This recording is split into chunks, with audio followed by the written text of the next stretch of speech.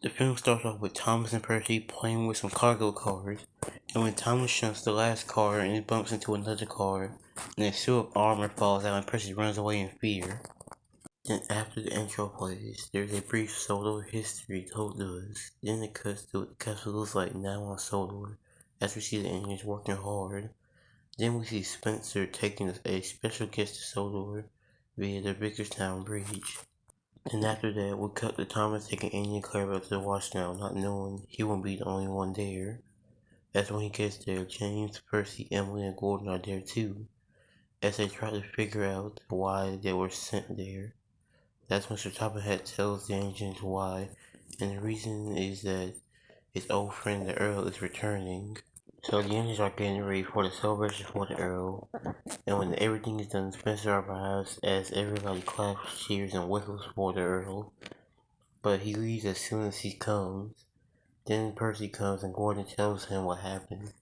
After that awkward interaction, Thomas is sent to collect a shipment for the Earl to take to Allstat Castle. As we get a beautiful sweeping shot of Thomas entering the castle estate, then we are introduced to Millie, the Earl's navigator's engine, as she tells Thomas about how she hasn't been out for a very long time. Then we get some funny bits from the Earl, as he keeps bringing up his so-called plan that is so freaking clear, literally see-through. Alright, after that we see Spencer chuckling to Tiff Michelle as he starts boasting about being the Earl's private engine.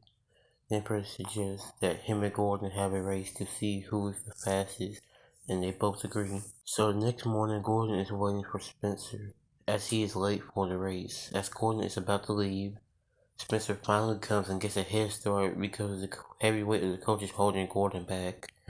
As they race along the main line, Spencer does the same thing on the points, just like a hero of the rails.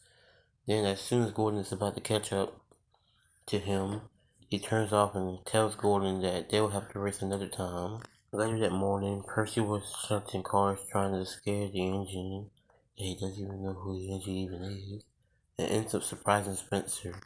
Later that day, Thomas sees Spencer at the Blue Mountain Quarry as Spencer has to pull a car of stone, but doesn't want to admit it. Later that same day at Naffer Station, the other engineers are wondering what the Earl needs with stone. Then Toby tells Percy that Henry has broken down, so Toby needs him to collect his goods train, as he also missed one of Shermill's writing too. And when Percy gets to Brenham Talks, he sees a broken down Henry in a crazy long train, and he sees James at the front of the train. Then him, James, and soon to come Thomas fight over who's going to pull the train.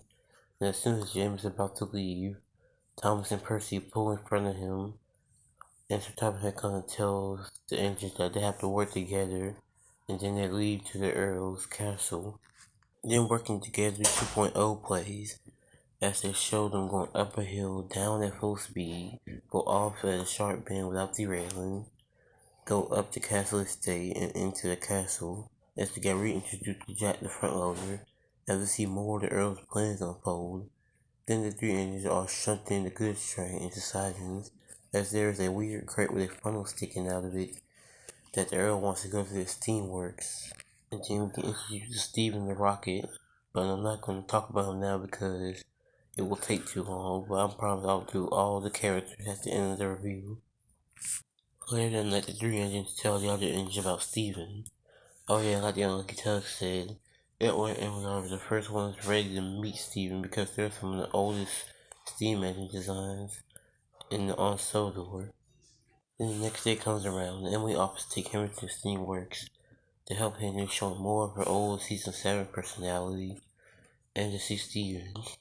And when they get there, Emily and Henry ask him questions, as more and more engines come asking him questions. Then Stephen gives a backstory of how when he was built and the trial races showing the old steam engines. And after that, all the engines except Percy leaves as he's feeling upset. But Stephen gives him some advice that cheers him up. And after that, we get a nice montage of Stephen getting fixed up.